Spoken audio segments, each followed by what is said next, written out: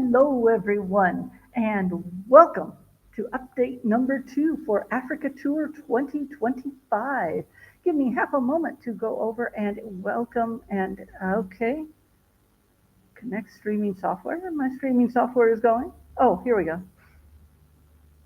Can I just hit go live here? I am trying to welcome in the Instagram people because they are not there yet. So go live. Let's see. Hey, it looks like it's working. So hello, welcome everyone. If you have any questions, I think the chat is working properly. So feel free to join me. Okay, great. Everything looks like it's working. So welcome. Thank you for joining me. And last week I gave you the start of the tour of what I'd been planning and the countries I was looking into and researching. Well, I didn't do any new research this week.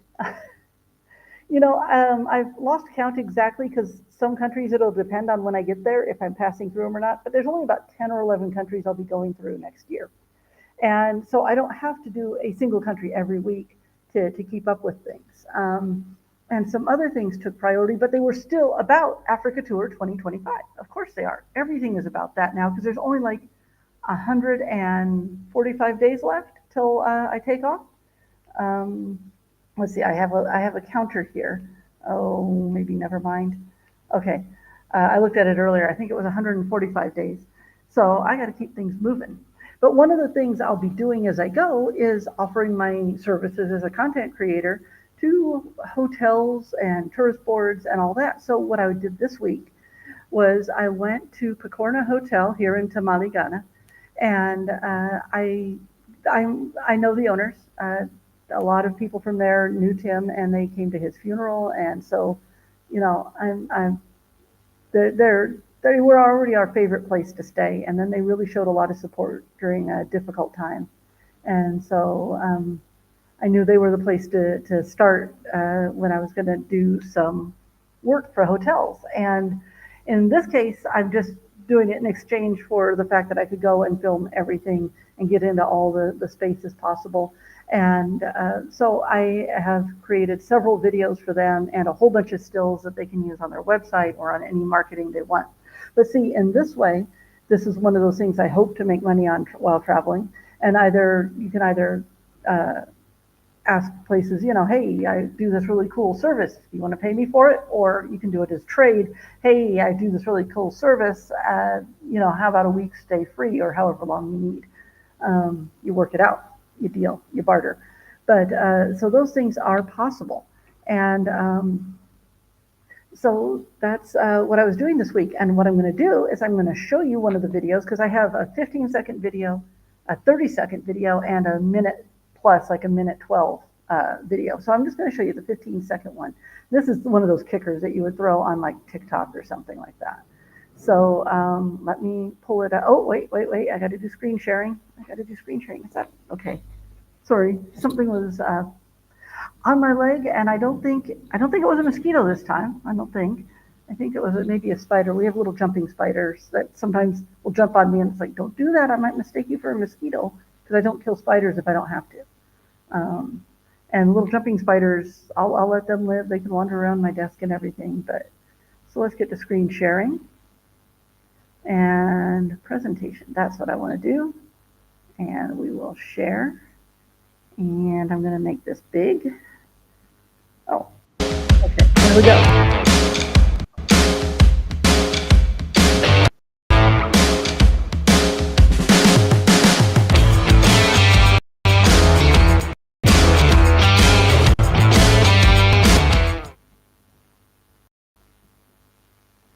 So that was my 15-second stinger video. And and they all take a different form because they're all sort of meant for different mediums. But that's the kind of thing I can do.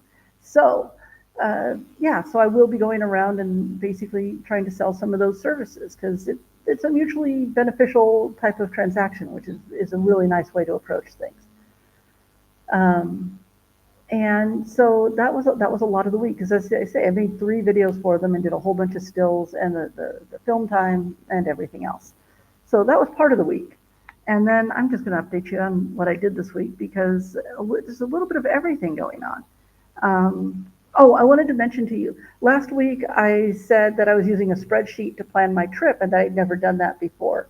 And that's because it's such a big, complicated thing. I don't know if I mentioned, if I were just planning a single trip, like one vacation for, 2 weeks or however long, or 3 weeks, I probably would not use a spreadsheet. I might use a page of notes and put like each city and then the things I'm interested in doing and put them in priority order or something like that. Like must do and kind of want to do kind of things. Just so you don't miss something or forget something. But I don't think you have to go to the trouble of a spreadsheet just to do any travel planning. That's just because this trip is so big and I have so many things to keep track of beyond just the destinations. So I wanted to make that clear because you don't have to make travel planning that complicated. As I say, if you really want to, you can just go show up and figure things out. But then I feel like you might miss something. I feel like you should do at least watch a few YouTube videos and look at Atlas Obscura and find a few things that aren't absolutely typical for a place that you might want to go see. So even just a little bit of planning goes a long way when you travel. So that I just wanted to mention that because I don't want you to think you need a complicated spreadsheet to do any travel planning. That's just for this big tour because it's going to last all year. I think going from here to Namibia overland, I'm anticipating I will get to Namibia somewhere between October and December of next year.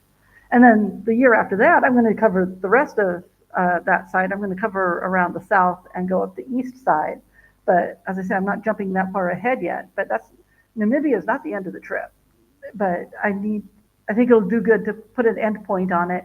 And depending on when I land in Namibia, I think I want to say they allow a 90-day visa, and I don't need a visa. I think they allow 90 days for U.S. citizens with no visa. And so that might be a good place for me to pause, take a little break from traveling, which will still mean probably a whole lot of editing. It always does. And, and then maybe reset and then start again the next January. That's loose plan, but everything changes. So that's the loose plan right now. But yeah, I expect to land in Namibia somewhere between October and December of next year. So let's see. The other thing I did, I'm doing this new thing and it's coming out really cool. And I am starting to do voiceovers. Okay. Voiceovers and audiobooks and whatever is necessary. I figure I do a lot of talking and voiceover for this kind of thing. So let's see what I can do. And I did one book already. It was sort of a self-help kind of book. And the one I'm doing now, though, that I worked on this week, it's a horror book. And I'm not going to tell you too many details because the audiobook version isn't out yet. I'm still working on it. And the thing is, the main character's a zombie. So I actually need to do it when I got some gravel in my voice. And he's a male character too, so I got to go low and gravelly voice. And I found that I can do some voices. Tim used to do voices and characters all the time, and I didn't usually do that, but I found that I can find voices and characters now. So I am doing that. So if you need a narrator or know someone that needs a narrator or a voiceover, contact me and I will be happy to discuss it with you. But yeah, I'm doing that now. And so, see, I had sent in a sample. I had a deadline, and that last video that took me so long to make ran me up to my deadline for the first sample for the voiceover for the book. And I'll be honest, I sent it to the author and I'm like, I think I can do the beginning better, but I had to get it to him. He wasn't worried about the time, but ACX was worried about the time. So I said, I think I can do it better. And he agreed. And so I redid the first part this week and I got it much more gravelly and gritty. And I sent it back to him because I was happy with it finally. And he was like, yeah, I love it. Go for it. So yay. I'm still a little new at it, so there's still a lot of excitement in the things I'm discovering about working on it and doing it, and getting it so it's really good. And one of the things I'm really good at is dialogue, I think, because even when I was writing science fiction and that, one of my best things was dialogue, and I have a feel for it and how to make the conversation feel real and not just like I'm reading it off a page. That's the thing. It's challenging though when you have to switch from one voice to another, like that. that's a challenge. Um, but so that's what I'm doing there. I've got the zombie story going.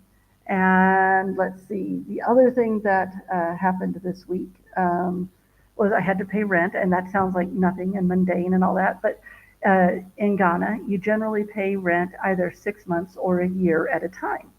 Okay, and it used to be everyone. The standard was a year. Sometimes some places would even ask for more, but the standard was about a year. And then Ghana passed a law that you couldn't do that anymore. While they'll still ask for it for a year, but if you say, hey, can I do 6 months?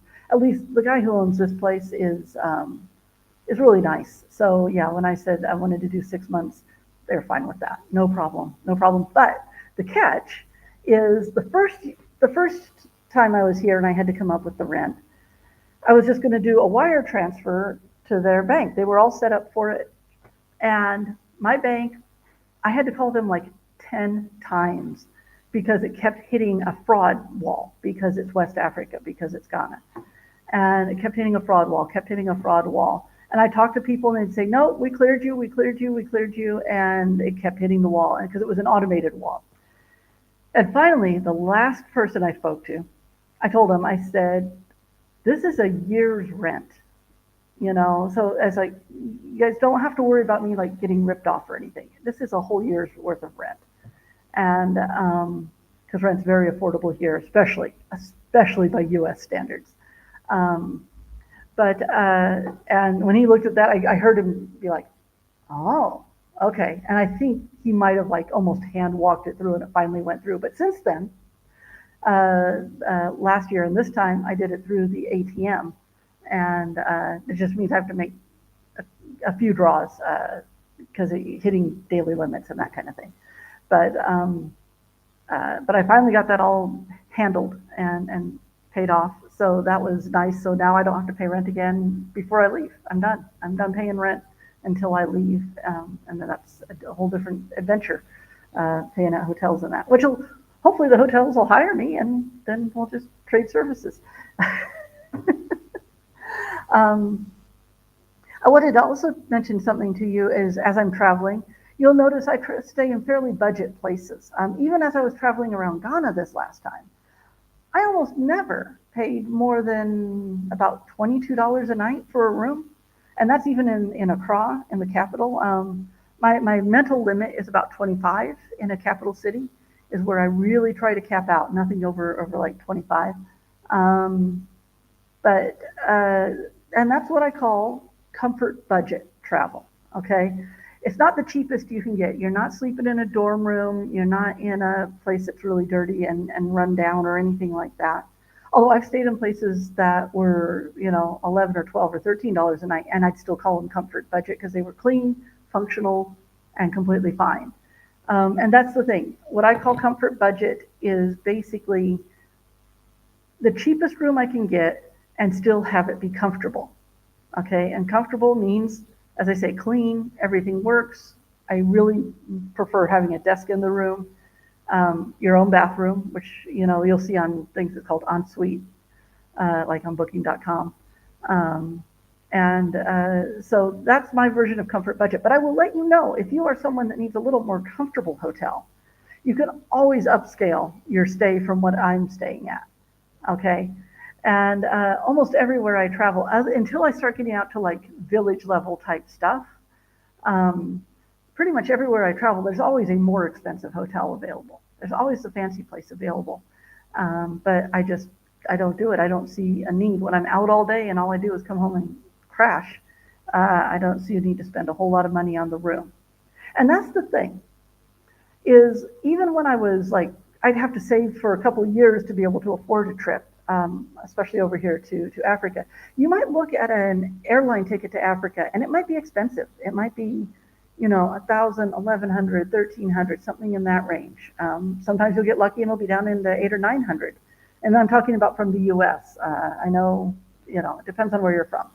But you might say, oh, that's an expensive plane ticket. It's so expensive to go to Africa. The thing is, once you get here, it's a lot more affordable. Okay. When I say you can get like lunch for $1 here, it's not some crappy single sandwich off the dollar menu, you know, at some fast food joint, or two skimpy tacos or something like that. When I say you can eat for $1 here, it's a full plate, you know, and it's good food. It's usually pretty darn good food.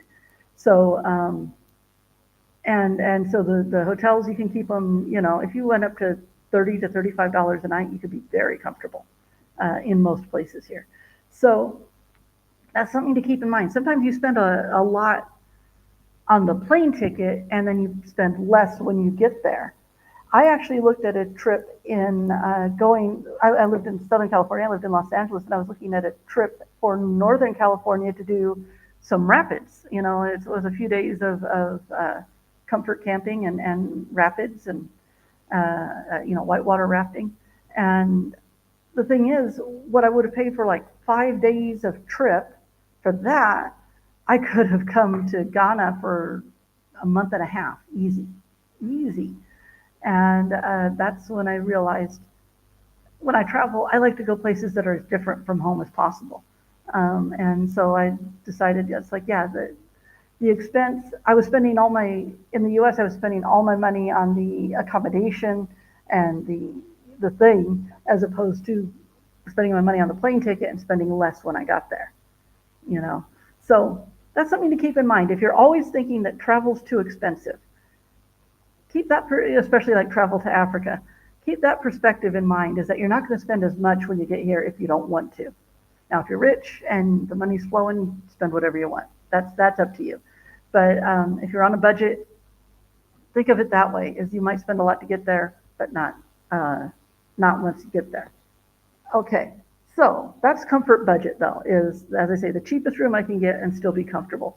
And you still have to weigh how close to be to center, because you're closer to center, it's going to cost a little more. But if you're further out, you always got to take a taxi into town. So it depends a little bit on what you're going to do. That's something to always keep in mind. Oh, let's see.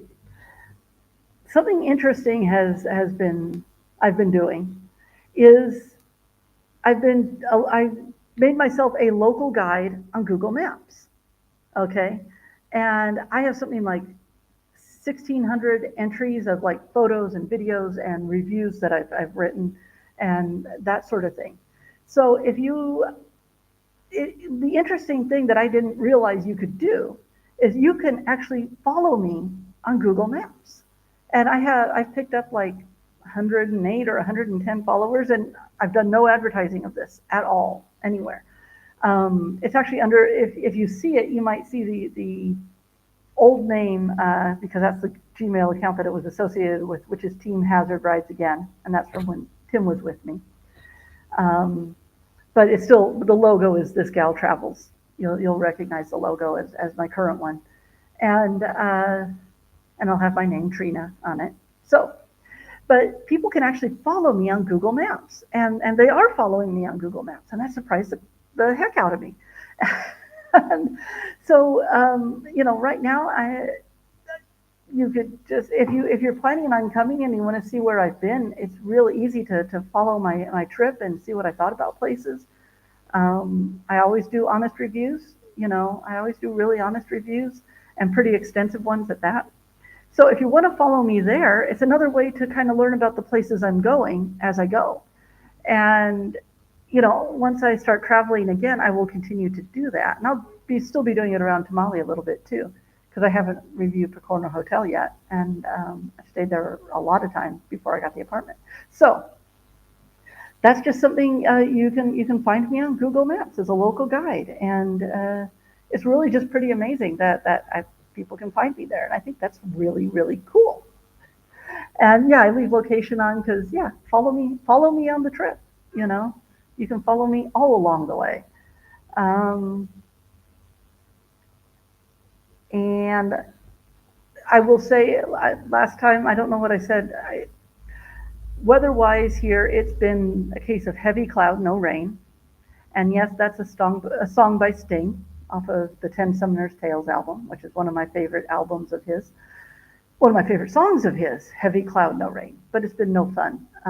Farmers here are really hurting because rainy season kind of started and they planted and then it kind of stopped. And any storm that's coming close is it's either dissipating before it gets to us or it's getting blown away because it's like there's a high wind and a high enough wind that it's pushing the storms over and the clouds aren't heavy enough to stop from, you know. So like we'll get one cloud that downpours on us for about 10 or 15 minutes and that's it. And that's not enough to grow crops. So unfortunately, rainy season is coming really late this year. There's supposed to be a bunch of rain this coming week, and I'm hoping that's true. You know, but every time it says that, then you know, as the week goes on, the weather report changes and changes and changes, and the rain goes away. So let's cross our fingers that we get some rain, real rain, this week.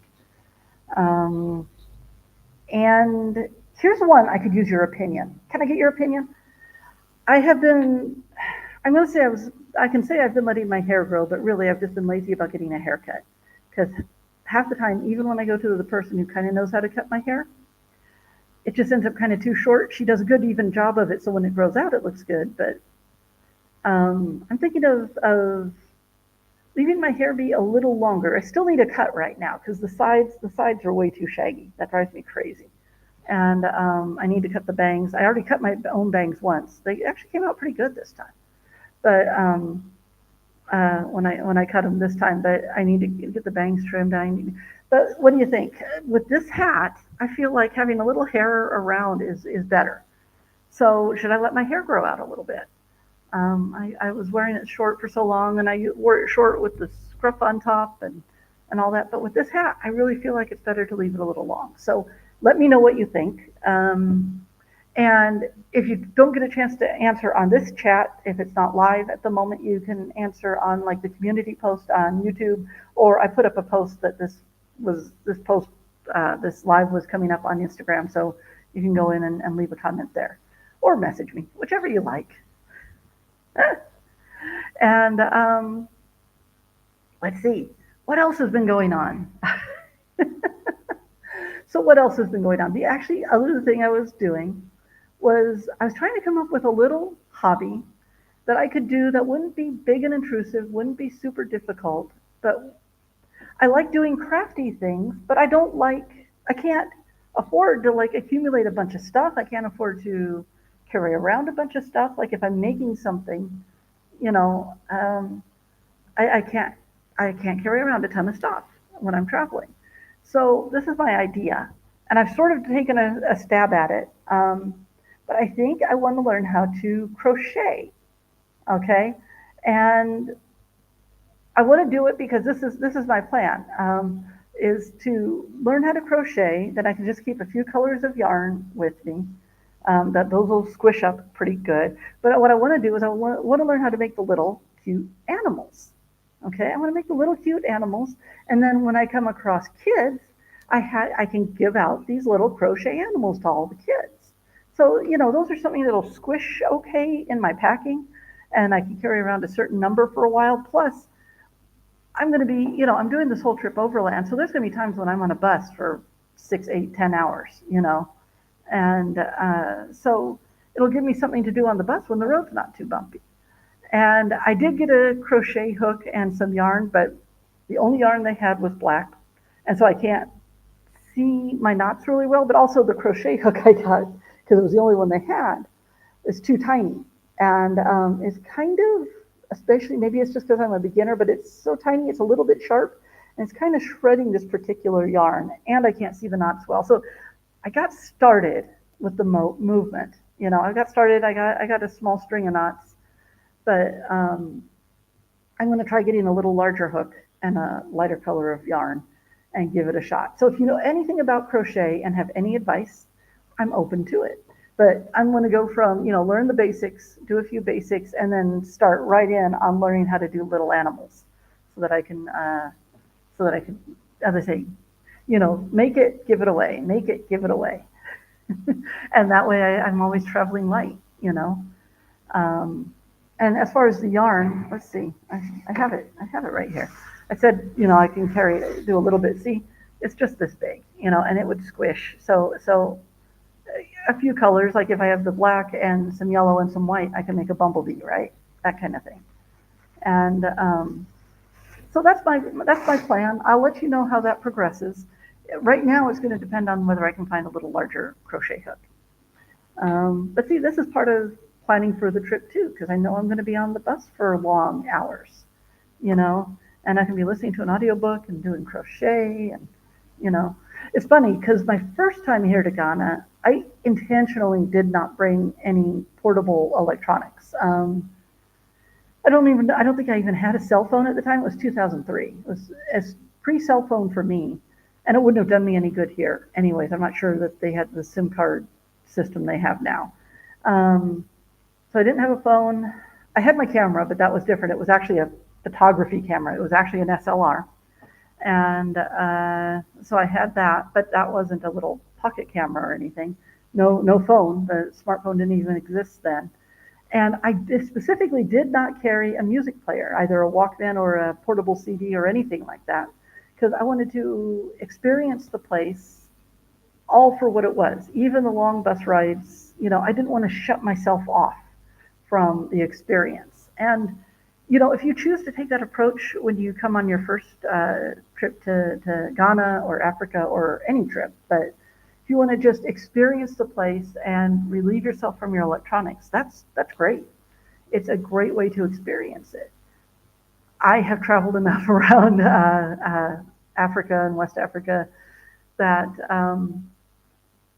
you know, I don't feel quite so adamant about, oh, I have to experience every moment of it. You know, it's I've been doing it a long enough time that it's like that's a long bus ride, and I want to keep myself entertained and all that. I enjoy the bus ride. I enjoy just looking out the window and watching the scenery, but yeah, sometimes it gets boring. You know, we did back during the earlier part of our travels. Tim and I did a trip down the Mekong to go from Laos to Thailand. No, from Thailand to Laos, and it sounded like a good idea, and it was a nice boat ride, and it was smooth. But honestly, it was like 8 hours one day and three or four or five the next, and the scenery was kind of the same all the way down, and it got kind of boring. I like a boat ride, but it can get boring, you know, even when you like the transportation. So this time I'm making plans for having something to do, you know, besides just watching out the window and playing on my phone. Um, so yeah, I've been making plans. As I say, I still need to finish researching Nigeria and then move on to Cameroon, and I'll work on that this next week. I need to do more recording on the zombie book this next week. Um, and I'm still looking for places to market and say, hey, look at my portfolio of the kind of videos I can make for you. Tourism boards are really, at least in Africa, they're really hard to get a hold of. Um, we'll see about hotels along the way and all that, but it's a challenge here sometimes getting a hold of places. So I might just have to show up and make the deal at the time rather than trying to do it ahead. We will see. We will see. Um, and I think that's about it this time. Let's see. As I say, you can find me on Google Maps. If you need voiceover work, keep me in mind. I do a heck of a zombie. And I think that's the update for now. I think that is the update. Let me just see and see if the Instagram crowd is here. Okay, yeah, I got a few people going on over here. Very cool. So thank you for joining me. Next week I will have research on new countries and be showing you cool stuff.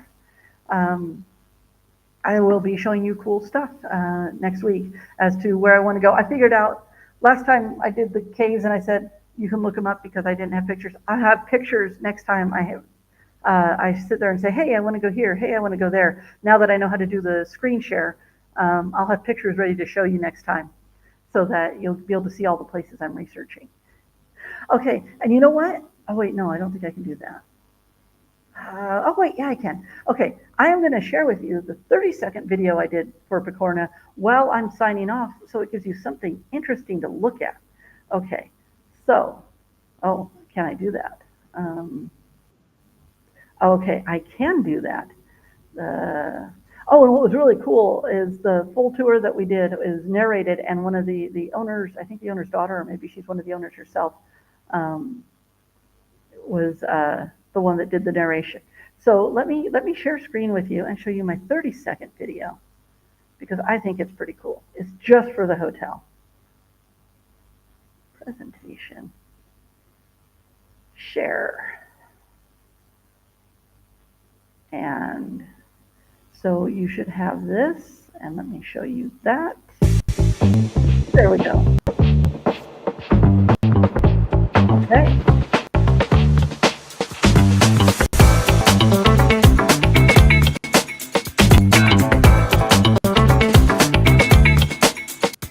I was going to do music.